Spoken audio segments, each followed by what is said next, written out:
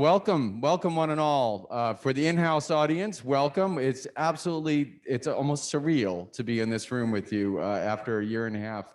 What a delight it is to welcome you to today's Adventures in Ideas seminar, The German Invasion of the Soviet Union in World War II with distinguished scholar Gerhard Weinberg. What a treat it is to be in this room with you. I'm going to have to moderate my breath intake because I'm wearing a mask. These are the things we've had to learn over COVID. So thank you for your patience with all of the protocols that we've been doing to make sure that we can have a safe and secure and happy and healthy room today. So thank you one and all.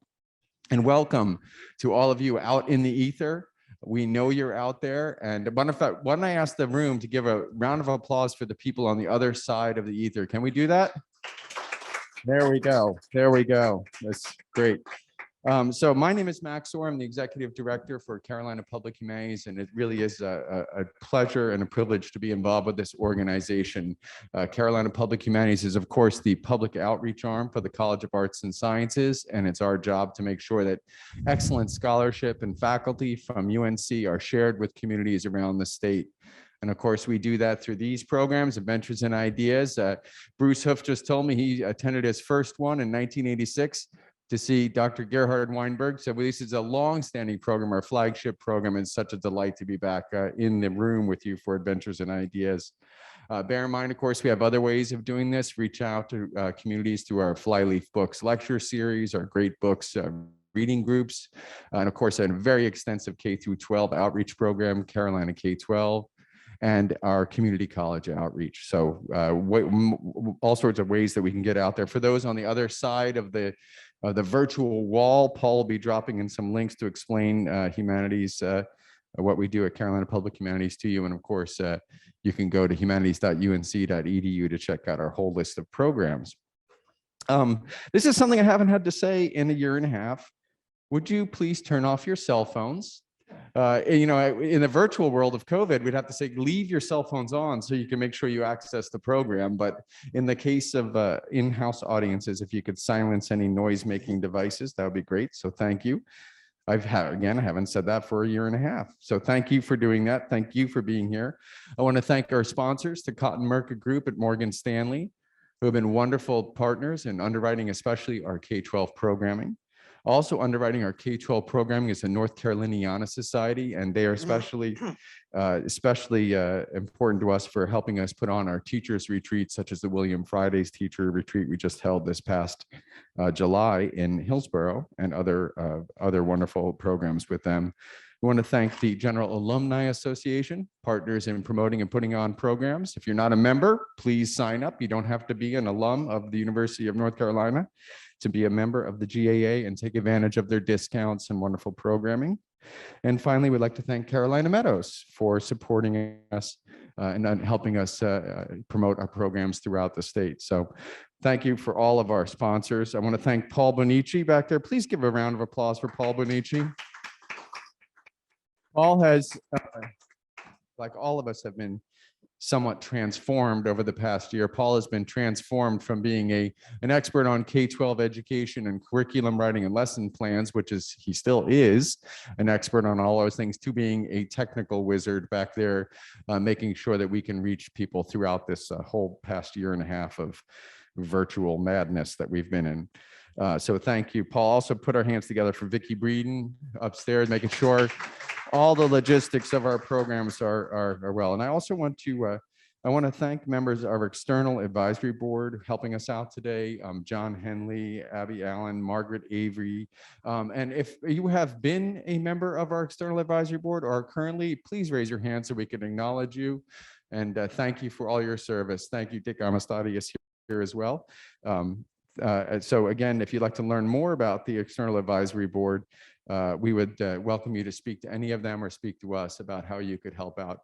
Having them here doing simple things like helping us serve lunch and whatnot, it means the world to us. So thank you to all our advisory board members. I will talk a little bit about, open up your packets here and explain what we have inside. You'll see we have our agenda here. We will have three talks there. range anywhere from 45 minutes to an hour, depending on what Dr. Weinberg has for us. But any time remaining, we'll have our questions. I'm going to go between in-house questions and virtual questions, and I'll come to you with a microphone for the in-house questions. And you see I've jury-rigged 2 microphones up so you get it in-house as well as out there. We will be doing our breaks upstairs in that wonderful Graham Memorial Lounge room, which is usually full of students asleep, but it's not now. So you're welcome to nap up there as well. I've done it. It's very nice. That's also where we'll be having lunch. And if you are doing lunch with us, you'll find a lunch ticket inside your packet. You'll also find inside your packet surveys about topics you might be interested in. So please fill that out.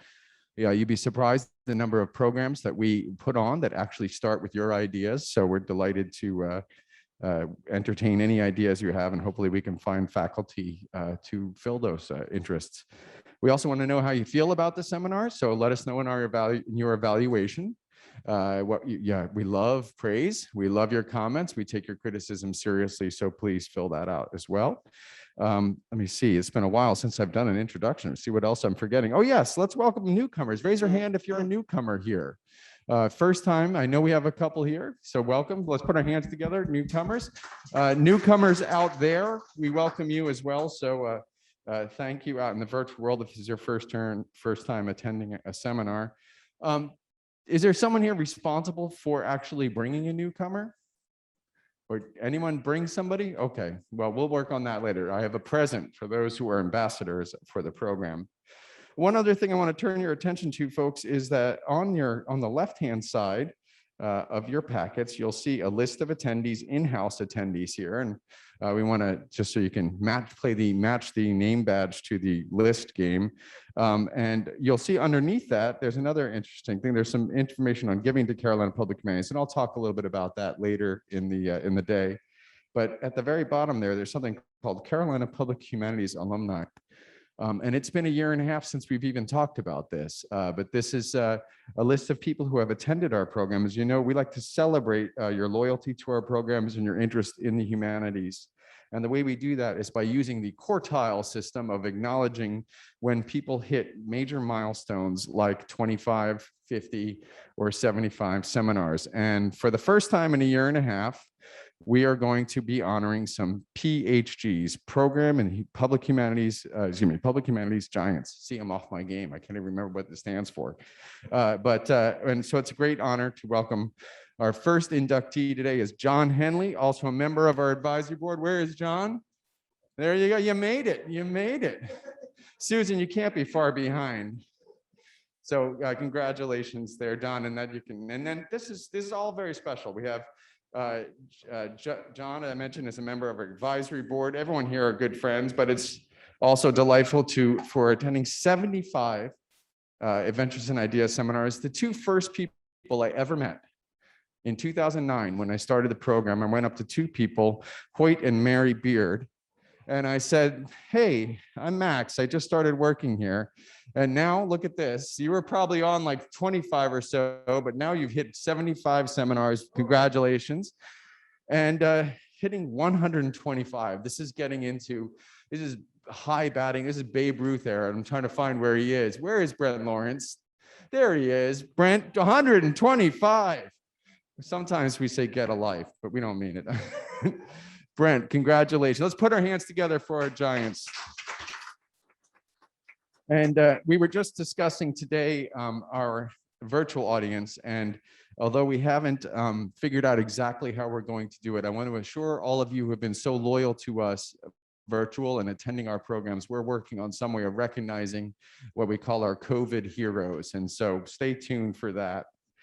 Well, let's get right to it. I'm going to pass out from oxygen deprivation in just a moment or two. So let me just make sure we can introduce our speaker and get on to what we're doing.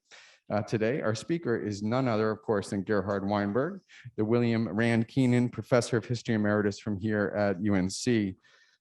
He is not only a distinguished world-renowned historian, but he is in his own right a public humanities giant. I just mentioned Bruce Hoof was attending lectures with Dr. Weinberg back in 1986, and I bet you've done almost 100 of these programs probably at this point. So we're so delighted to have you back, Gerhard. A few bits of information about Dr. Weinberg. He earned his MA and PhD from the University of Chicago.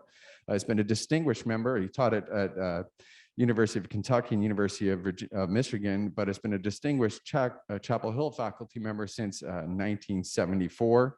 He retired formally from teaching in 1999, but has again taught all of us at Carolina Public Humanities ever since, and of course gives lectures throughout the world. He's a prolific author of works on military history, including the award-winning A World at Arms, A Global History of World War II, Visions of Victory, The Hopes of 8 World War II Leaders, and most impressive, for me at least, is the sleuthing that took on in the archives to uncover and discover Hitler's second manuscript, which was published as Hitler's second book, the unpublished sequel to Mein Kampf. Dr. Weinberg has received the Pritzker Military Library Literature Award, a Lifetime Achievement Prize for work in military history, and in 2011, he was awarded the Samuel Eliot Morrison Prize for Lifetime Achievement in the Society for Military History, and is an inductee into the American Academy of Arts and Sciences. It is always a pleasure to be able to welcome to the Adventures in Ideas stage, Dr. Gerhard Weinberg. Please put your hands together for Gerhard. Good morning. As you can see, I took off my mask. But before returning to the United States a day and a half ago, I had a COVID check. So I don't think you're in any great danger from me. Now, I want to, I need to change map. That's the one. Okay.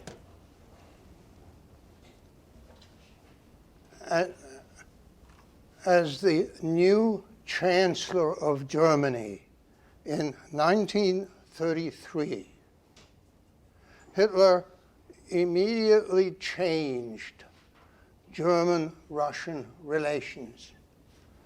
These had been rather good in the 1920s and early 30s, but they now become what you might call formal and distant.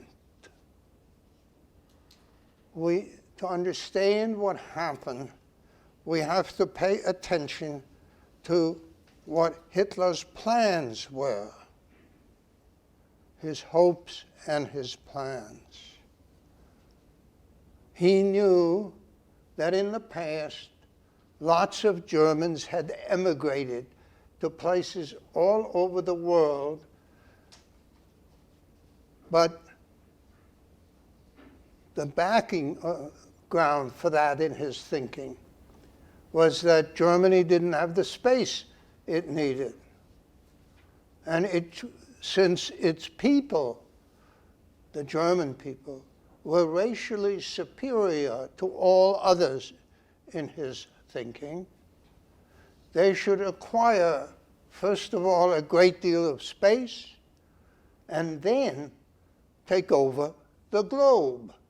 All of it. Now, if you would be good enough to look at that map, you will see that if you're going to get space for Germany, if you head west, you're not very far to the ocean. The Atlantic is a few hundred miles away. From the beginning, therefore, Hitler thought of heading east. I'm not sure I'll get my own pointer. At that,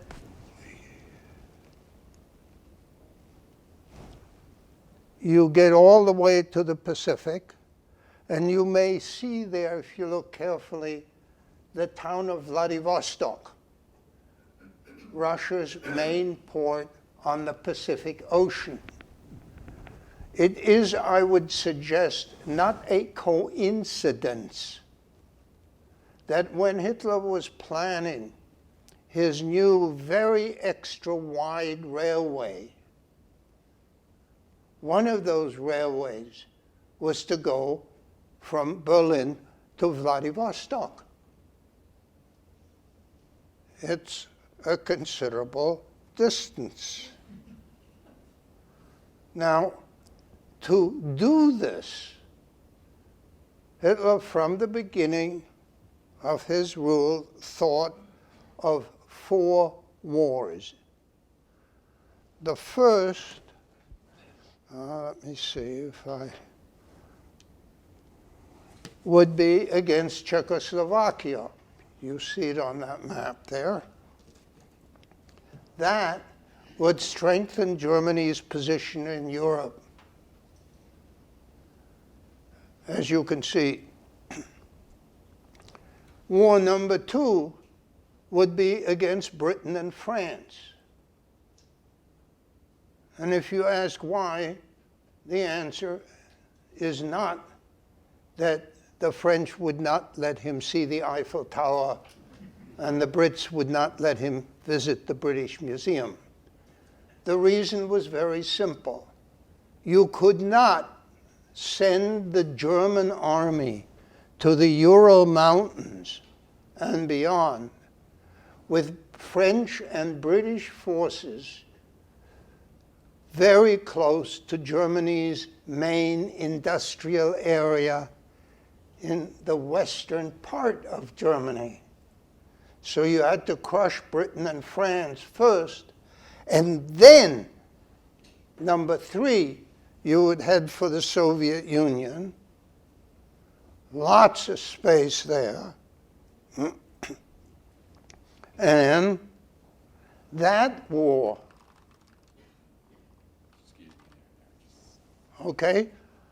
that war had the further advantage that it would provide the oil Germany would need for the intercontinental bombers and super battleships he had originally already ordered in 1937 for war number 4 against the United States.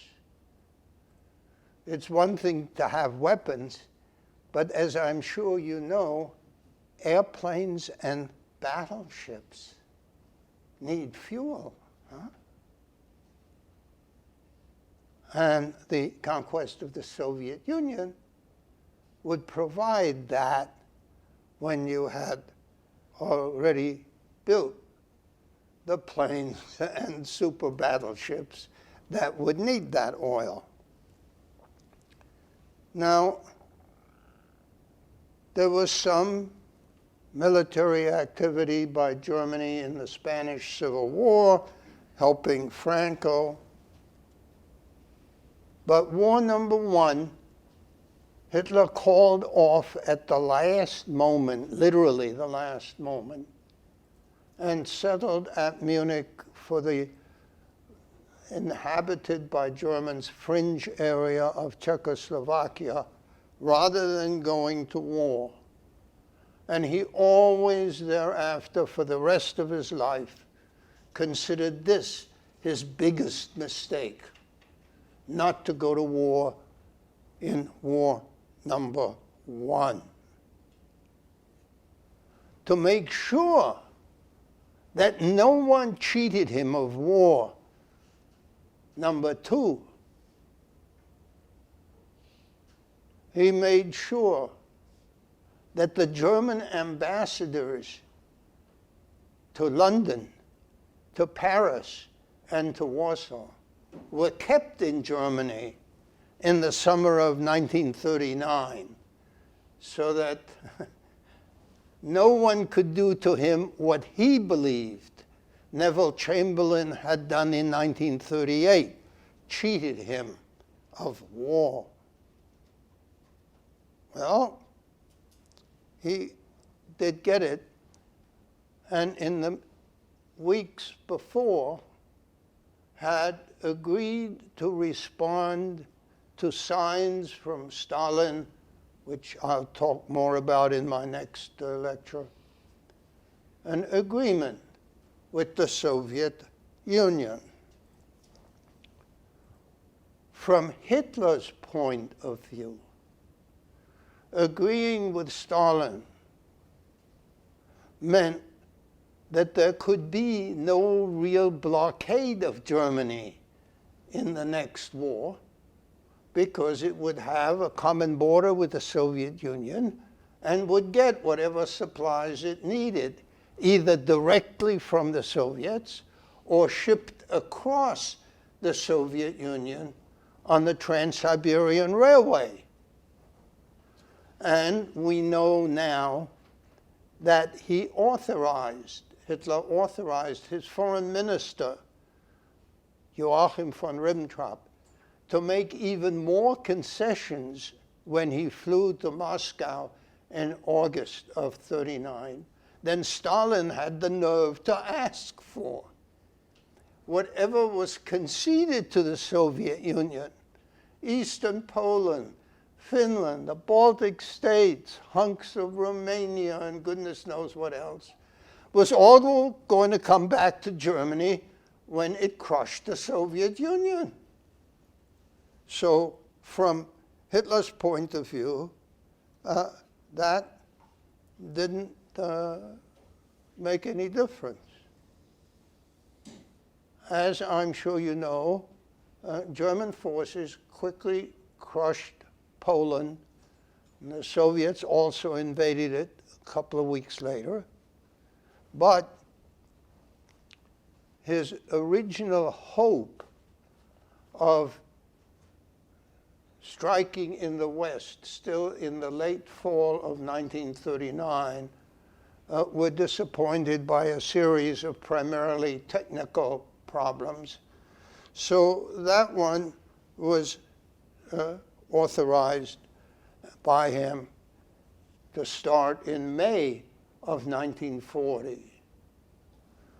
What I think is very interesting is that as the German offensive in the West in May of 1940 went successfully forward, Hitler planned, and the German Army Chief of Staff, General Halder, worked with him on this, to invade the Soviet Union, in other words, war number 3, in September of 1940 still. It turned out, however, that things didn't go quite as rapidly and easily as he had hoped.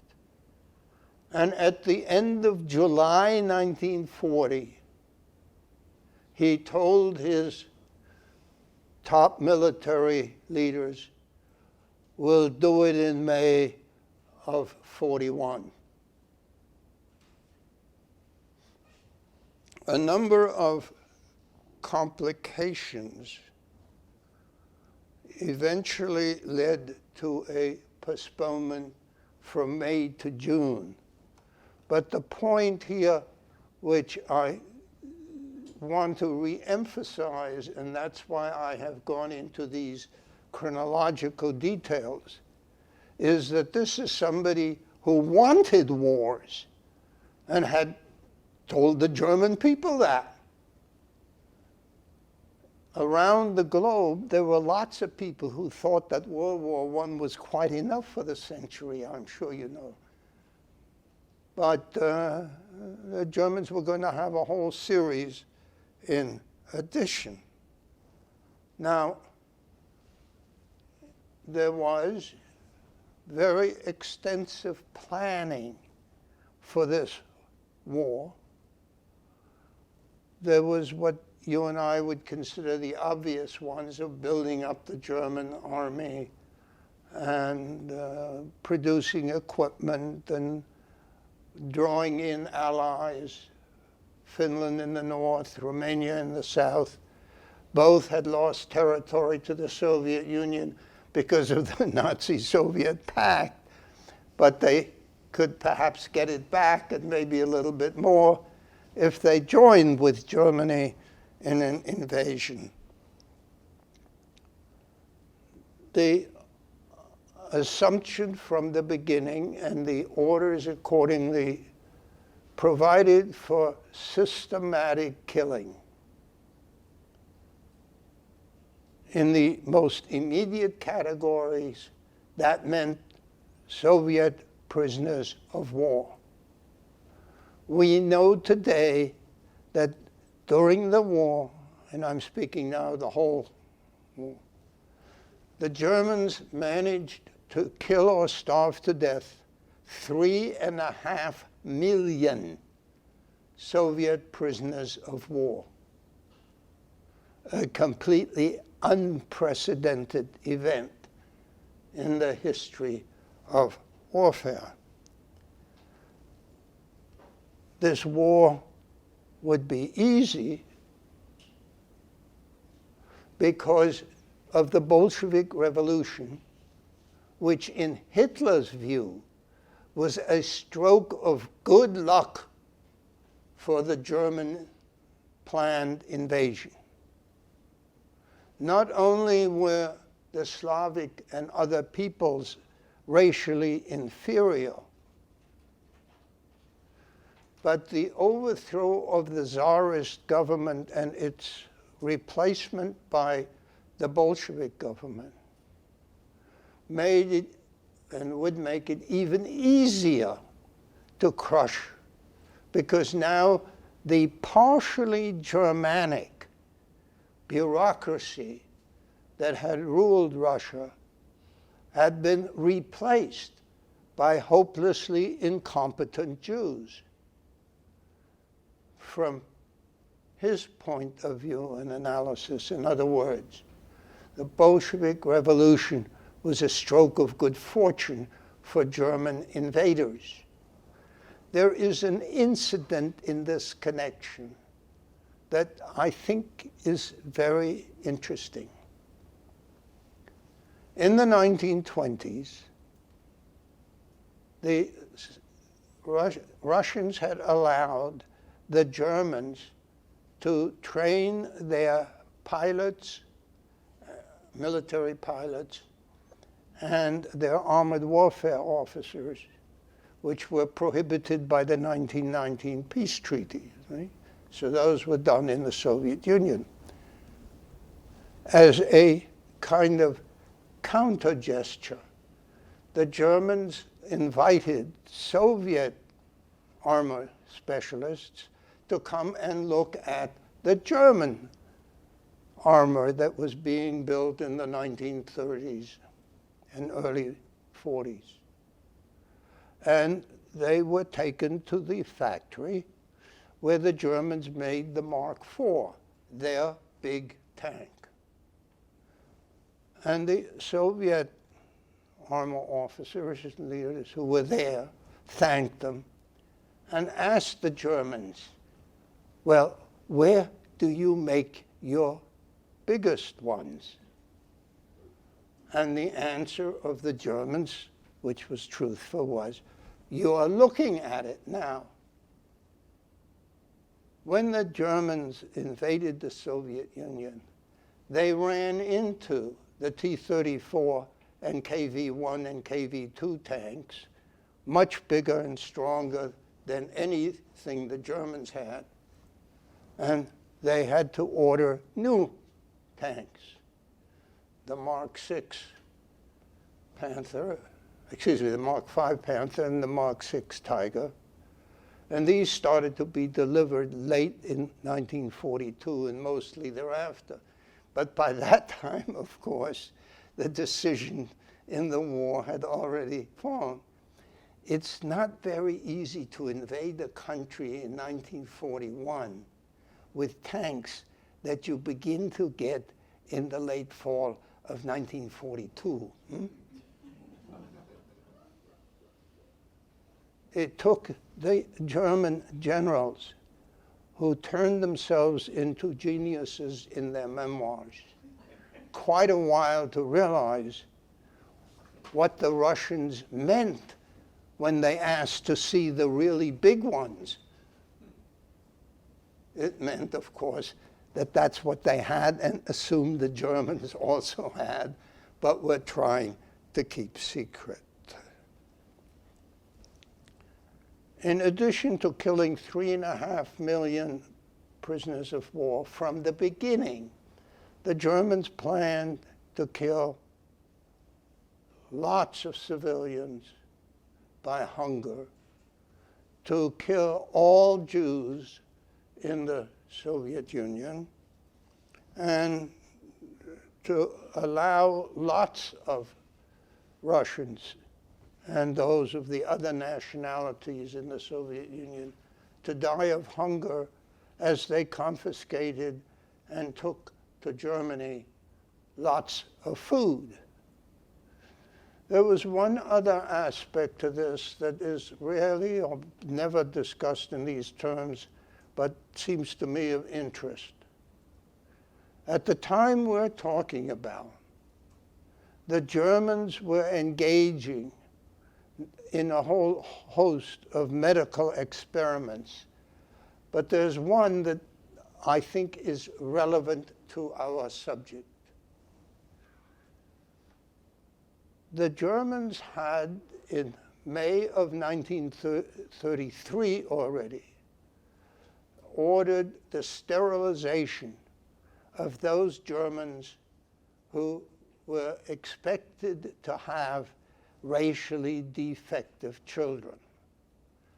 And that was done by surgery starting in the 30s. And of course, those who were sterilized knew this had been done surgically. The experimentation that was now going on was how to sterilize vast masses of people without their knowing that this had been done to them.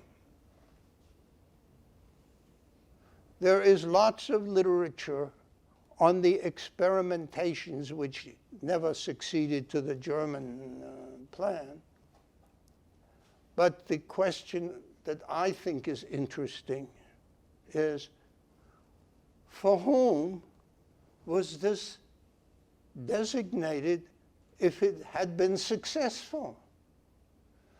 And it seems to me, at least, nobody in the room has to agree with me, that this was how you could use in farms, in mines, in factories, large numbers of workers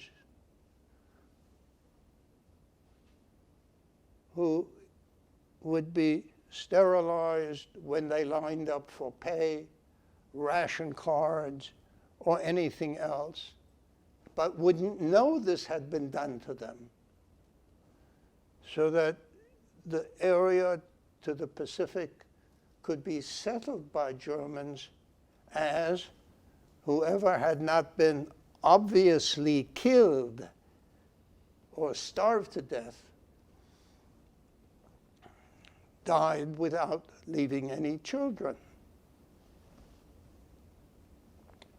The other side of this was the planning to offset whatever casualties the German army suffered. Because if you have casualties, German women will find it more difficult to find a husband. You had, under those circumstances, two measures inaugurated. One of them was polygamy. German surviving men could legally marry any number of women, and therefore have what under German law would be legal children. The other measure was, in all the conquered areas of Eastern Europe, to look for what the Germans described as Germanic-looking babies and small children,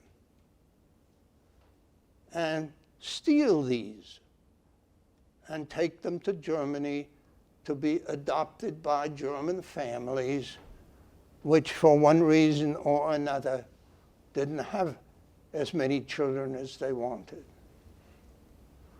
We do not have, to the best of my knowledge, statistics on how many such kids were kidnapped in the Soviet Union.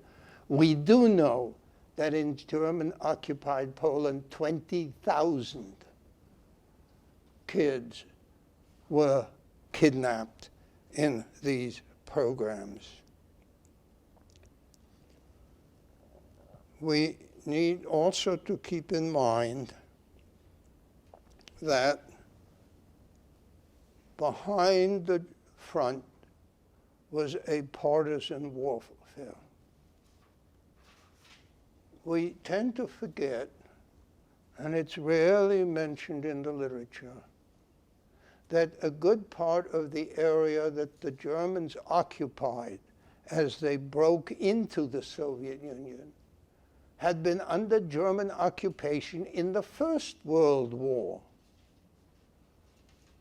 I do not want to suggest that there were never any unpleasant incidents in the World War I German occupation of parts of Imperial Russia. But those who lived there and had been there when the Germans had been there before could very quickly see that this was an entirely different army. Not only, as I've already mentioned, were vast numbers of prisoners of war being slaughtered, but German soldiers were sent into the local hospitals, shoot all the patients, and throw the corpses out the window. Nothing of this sort had happened the last time the Germans were there.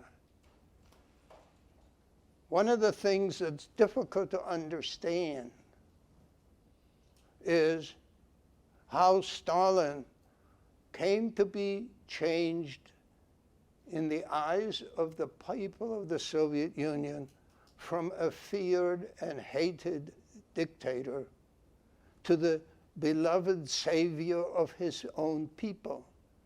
You have to keep in mind that the word of what these Germans who were now coming into the Soviet Union were like passed around the country relatively quickly, not necessarily in accurate details, but the general nature of what the population was in for. That passed around. And of course, in the occupied parts of the Soviet Union, the resistance developed into the partisan warfare, which had not existed that way in the German-occupied parts of Imperial Russia in the First World War. And of course, the Germans then proceeded to utilize the partisan activities as an additional excuse for slaughtering. The number of 3-year-old partisans must have been quite small. But in community after community that the Germans took from partisan temporary control, everybody, from the babies to the oldest, were killed.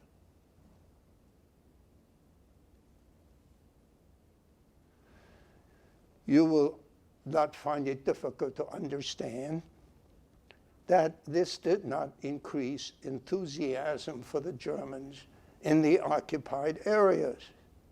And a partisan movement became, if you will, another front for the Germans where they had to fight. And to their enormous disappointment, they had not been able to crush Britain.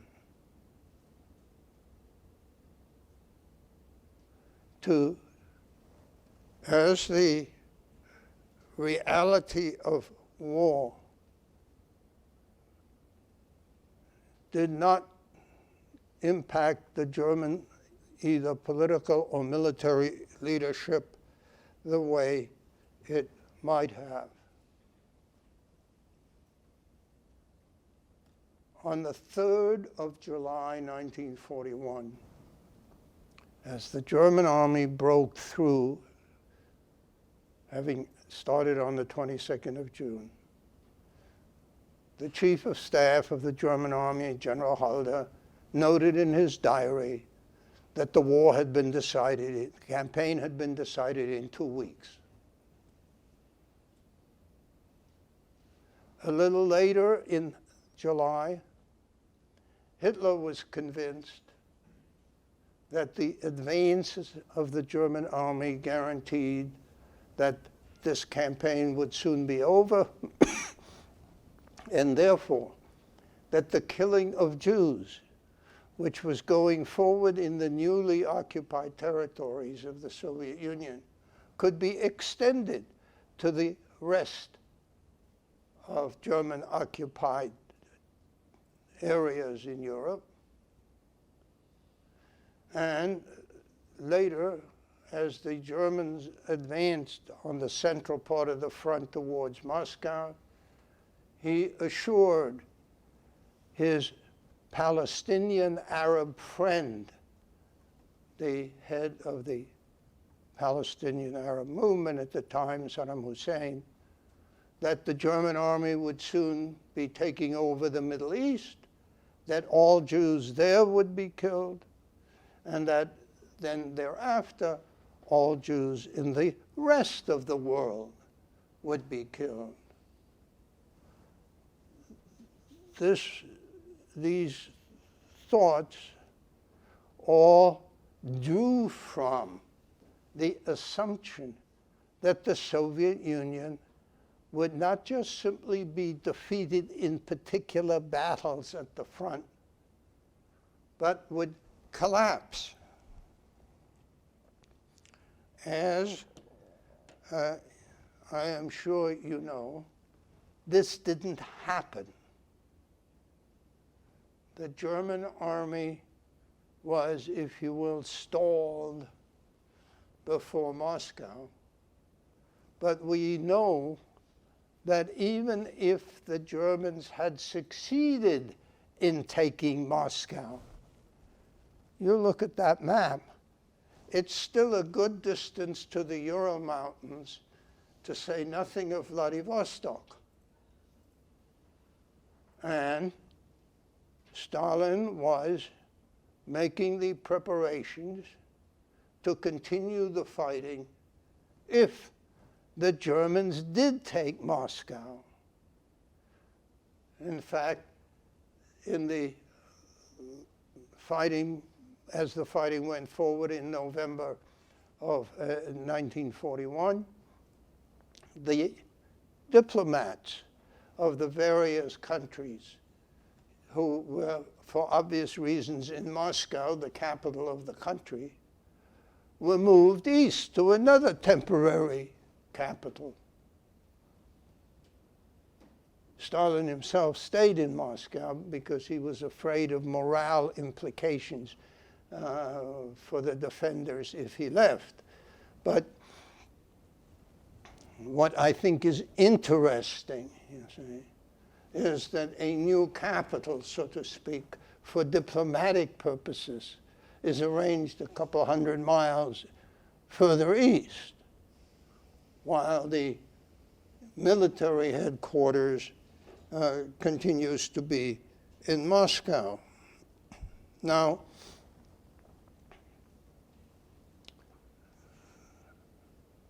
as I'm sure you know,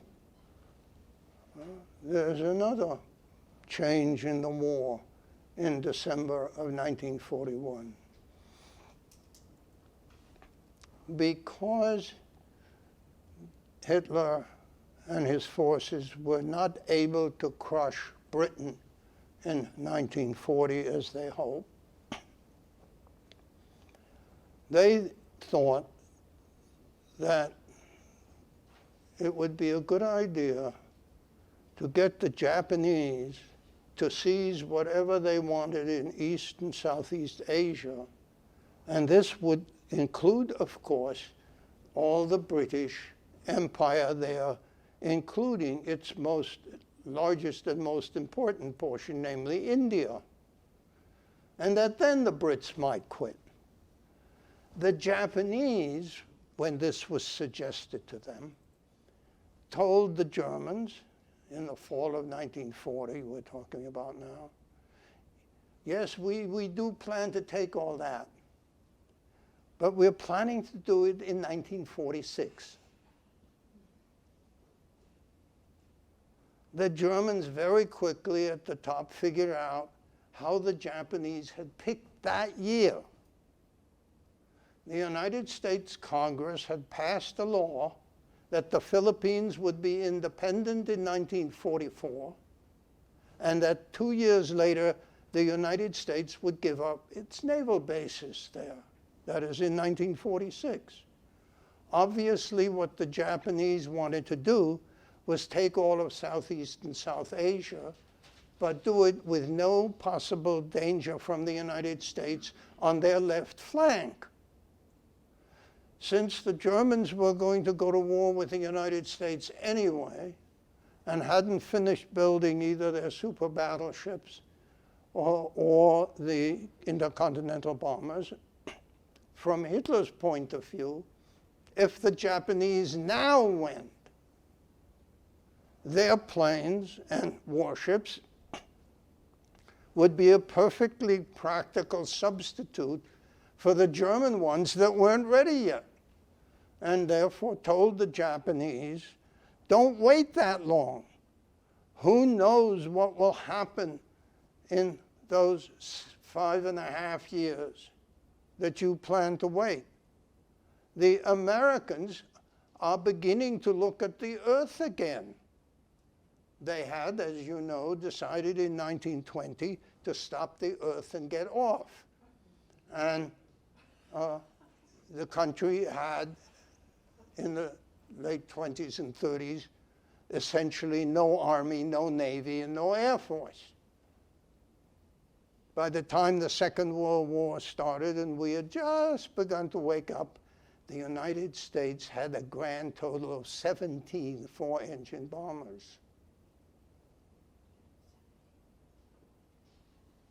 And for the first time in peace, had begun to build up an army. Imagine such a thing. From the German point of view, talking to the Japanese, you say, don't wait years and years. If you strike the US now, we will join you immediately. And you had, therefore, in a sense, in 1941, a race between Hitler and American President Roosevelt. Roosevelt trying to stall the Japanese until they could see that the Germans were not certain to win their war in Europe as they thought. And then they wouldn't go to war with the US. Hitler is very worried watching the negotiations between the Americans and the Japanese and pushing the Japanese. In this race, Hitler wins by about a week or 10 days. If the Japanese had waited another week or 10 days, they were certainly had been arguing over this for a long time, they would have seen, the Japanese would have seen the German defeat before Moscow and the Italians who had invaded Egypt, their defeat in Egypt. Those things happened around the 3rd and 4th and 5th of December. And by that time, the Japanese Navy that was to attack Pearl Harbor was already on the way.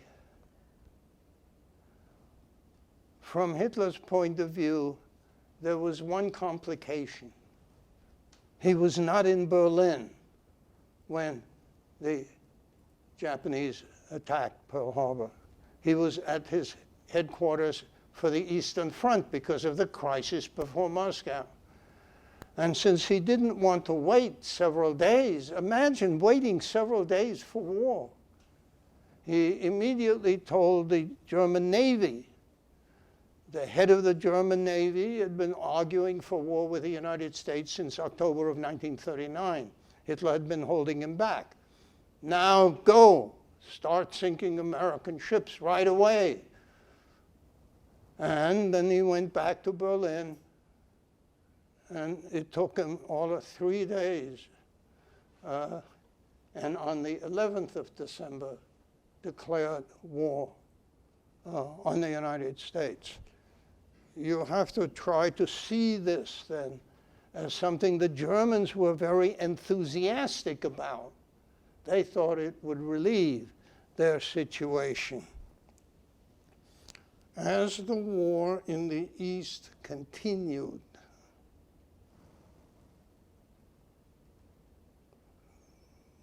I will come back to this. There were clear signs that Stalin was interested in a new agreement with Germany and the fighting. And the Germans got signals to this effect from Stockholm. If you look at that map, you can see that Finland is allied with Germany fighting the Soviet Union. Norway has, in the spring of 1940, been occupied by the Germans. And in fact, Stalin had helped the Germans do that. But Sweden was neutral. And in Stockholm, therefore, were diplomats from both sides of the fighting. And the Soviets could, through contacts in Stockholm, let German diplomats know who were in Stockholm that the Soviet Union was interested in a possible peace. The details of this we do not have, because the one part of the Soviet archives that was not opened back in the early 90s, when they opened some for a while, was Stalin's papers. And unfortunately, the wartime Soviet paper is so poor that if and when these records are ever declassified, nobody will be able to read them. I mean that in a literal sense. The World War II paper is deteriorating. At conferences over the years, I always tried to tell anybody there from the Soviet Union that they had to microfilm those things, even if they didn't open them, because otherwise, even those who controlled access to them couldn't read them. To the best of my knowledge, this was never done. So what Stalin was prepared to concede to the Germans for a compromise peace, we don't know, and my own guess is we may never know. What we do know is that the Italians, who had gone to war with the Soviet Union too, Mussolini had done that, also urged the Germans. The Japanese urged the Germans to make peace with the Soviet Union. Hitler invariably rejected all proposals for peace. There is an interesting account where we do have the record, where Hitler's friend and propaganda minister, Joseph Goebbels, urged Hitler to make a new agreement with Stalin and stop the fighting. And Hitler explained, and we know this from Goebbels' account, that there was no point to even trying, because Germany had to have the Ukraine with its agriculture and industry, and the Caucasus area with its oil. And while Stalin might want an agreement, he could and would never cede the Ukraine and the Caucasus to Germany. And in this regard, it seems to me that Hitler was correct. If he was going to take key areas like this, there was no way that Stalin would ever agree to that. He might have, as I said, we will never know exactly, given up something. The eastern part of Poland that he acquired as a result of the pact. Who knows about the Baltic states and so on. But the notion of surrendering the whole Ukraine and Caucasus to Germany, that was something Stalin wouldn't do.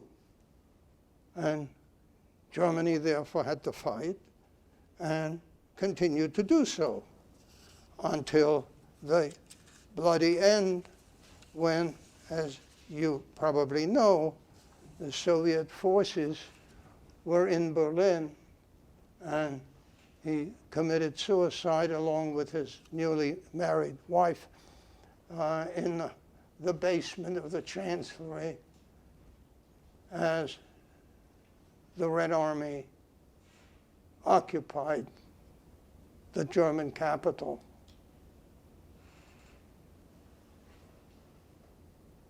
The assessments that the Germans had made were nonsensical. And I will talk in the third of these talks something more about the actual fighting. But I would suggest that there were a couple of things which not only Hitler, but most of his military associates didn't grasp and never grasped. One thing was the distances in the Soviet Union. With one or two exceptions, all the higher level German army commanders had made their careers on the basis of experience on the Western Front in World War I. And there the distances were measured in yards or meters, not in miles or kilometers. A second thing that the German military leaders did not fully grasp was an important implication of the German army's dependence on horses. They had about 3 million. If you're advancing in the winter, you can double harness and then take the horses back and haul the rest of the stuff forward. But if you're retreating and you have to double harness to haul back your trucks, your ambulances, your artillery, the half that you leave behind, you either destroy yourself or it's captured by the other side.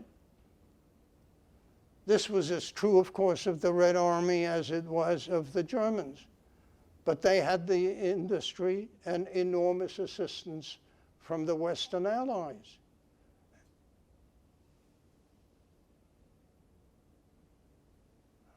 There is an aspect to this which at least I have always found intriguing and possibly leading to a smile. Both sides made sure that the newsreels made their military look all motorized. This was not because the horses were camera shy, but because they wanted to give an impression, both sides. But there's a further aspect to this when the Red Army is in Berlin. The locals, the Berliners, are astounded not only that the Red Army, like the German Army, has lots of horses, but they're coming into Berlin with lots of camels.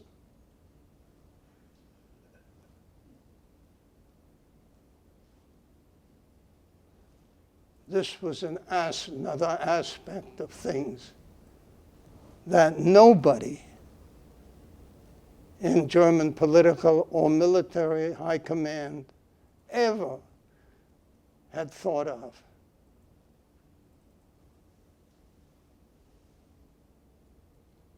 The idea of being defeated by a racially inferior population utilizing horses and camels. Defeat Germany? The racially superior Germans who had managed to beat them in the last war? That was inconceivable. But as we all know, it happened. Thank you.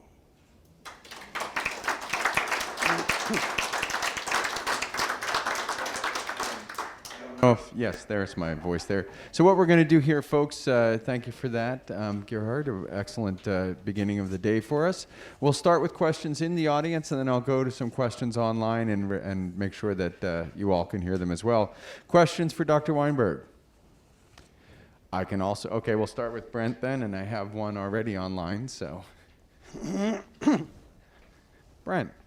Gerhard, what year did you leave Germany to go to England, and what was the general state of the people? How were they thinking in Germany and supporting Hitler? I'm sorry. The question was, when did you leave Germany for England, and what was the general state of the people in Germany when you left?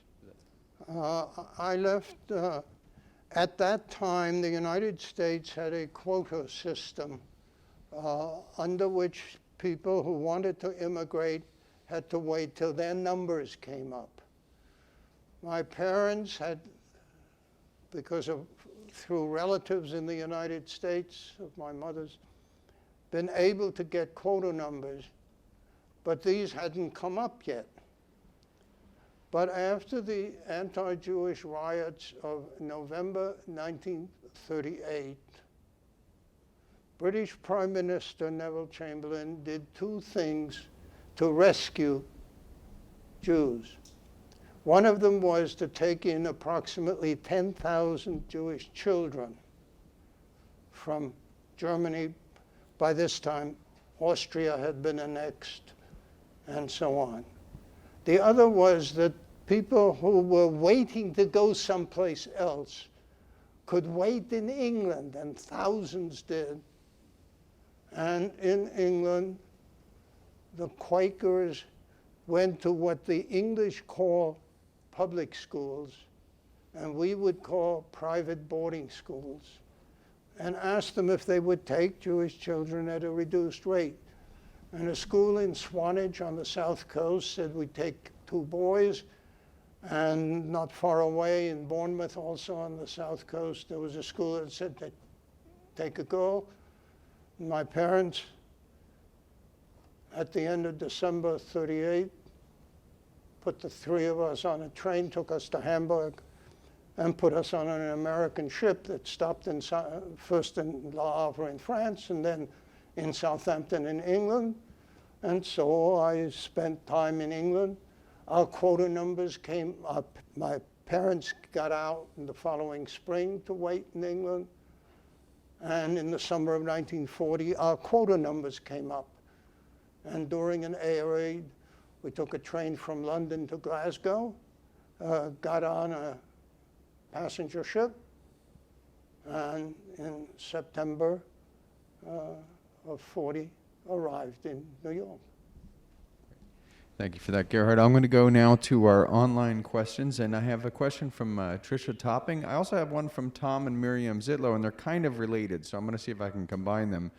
Trisha Topping asks, why did it take so long for Stalin to mistrust Hitler? Did Stalin really believe Hitler would keep his word regarding the Nazi-Soviet pact? And somewhat related to that, Gerhard, we have Tom and Miriam Zitlow asking, given Hitler's writings and speeches about Bolshevism and Lebensraum, how was it that the USSR was caught so unaware in June 1941? I'm sorry, you have to put that shorter and. Yes, okay. I could not hear it. Why was Stalin trusting Hitler after the pact? And why didn't people pay attention to Mein Kampf and Lebensraum and what Hitler said about Bolshevism? I will go into that in my next lecture when I talk about Stalin and Germany. Please remember that people act on their beliefs, not yours, not those that you think they should have had, the things they should have seen, just as Hitler made policy and took decisions on the basis of what he believed. You don't have to agree with anything he believed, but you have to try to understand what his thinking was, because it was on the basis of his thinking that he made decisions. And to take a striking, in my opinion, striking example, at the end of August 41, there was a major Soviet army counteroffensive in the Yelnya-Smolensk area on the central part of the Eastern Front. The Germans stalled it off and then resumed offensive.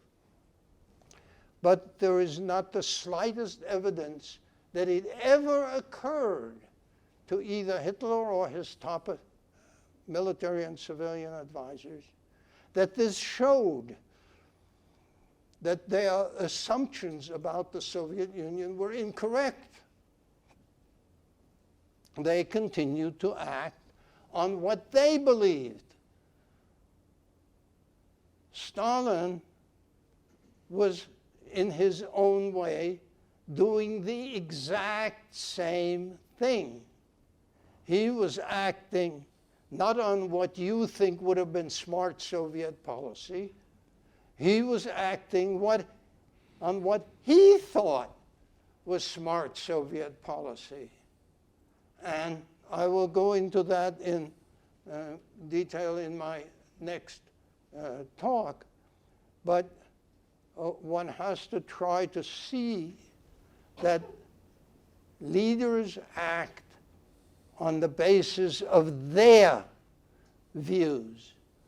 I'm not saying that those views may never change or be modified, but their most significant decisions can only be understood on the basis of their thinking, their beliefs, their hopes and aspirations and assumptions.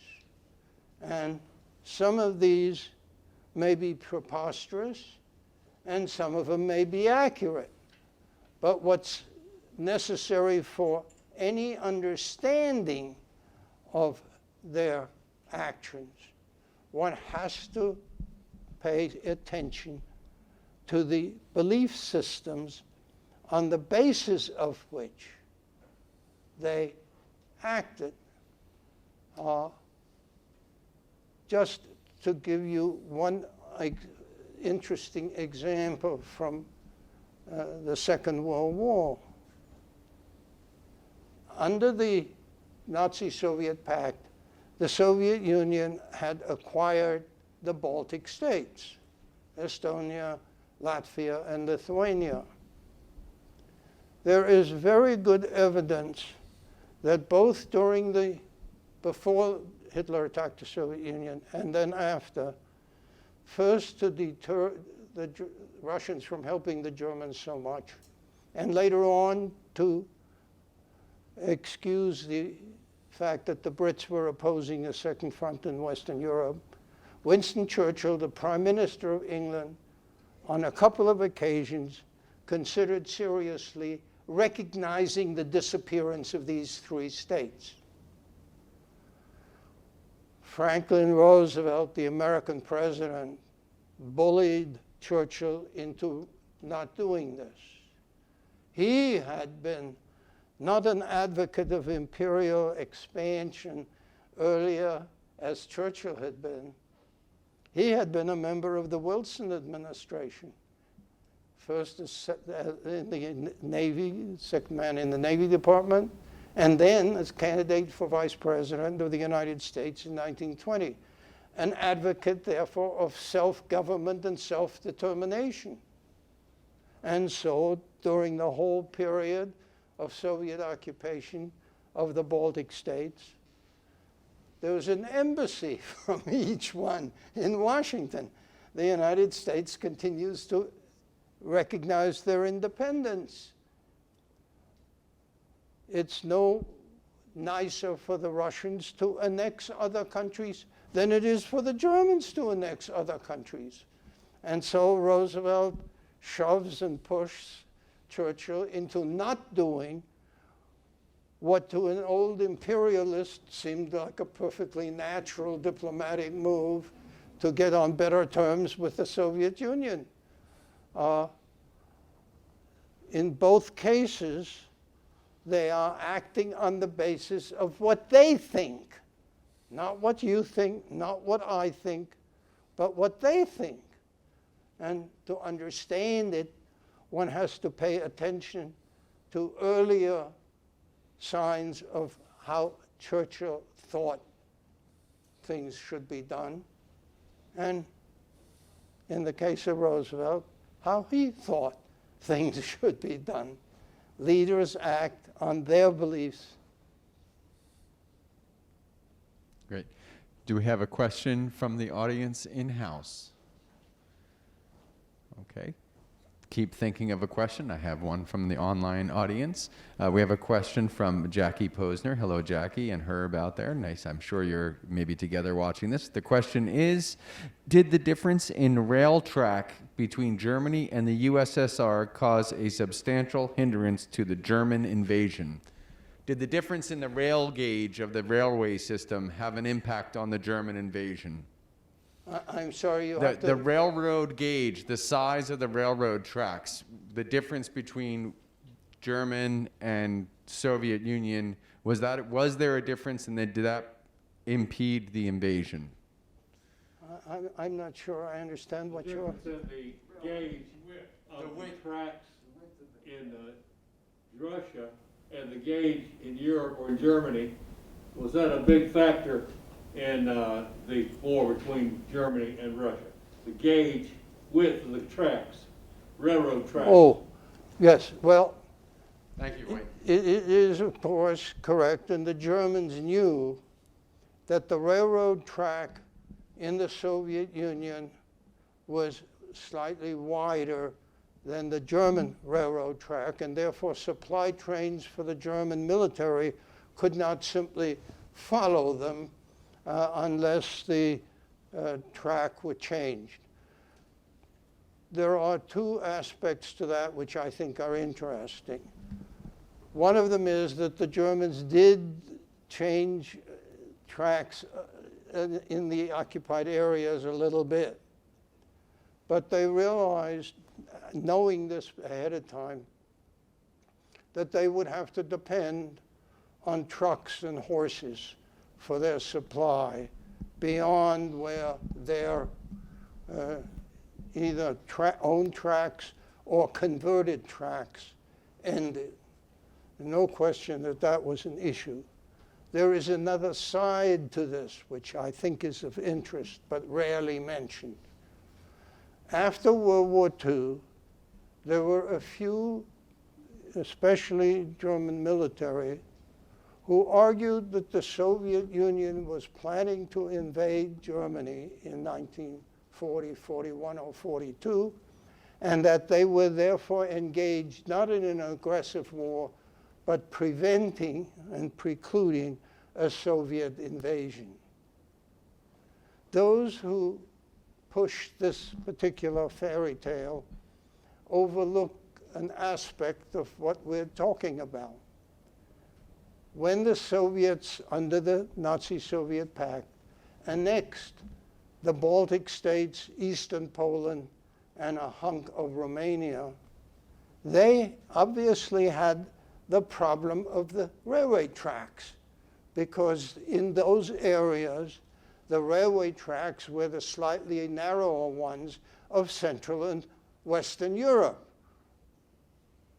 The plan to alter those to the Soviet track, slightly wider, was a 7-year plan. Now, I think that suggests that they were not planning to supply an invading army in 1940-41 to head in the other direction. That 7-year plan suggests, to me at least, that while Stalin would be happy to get more, and did, they weren't about to launch an invasion from an area where their railways couldn't run. Do we have questions from the in-house audience? Okay, and I believe we are questions from our virtual audience. I give a chance there. Okay, folks, put your hands together for Gerhard Weinberg.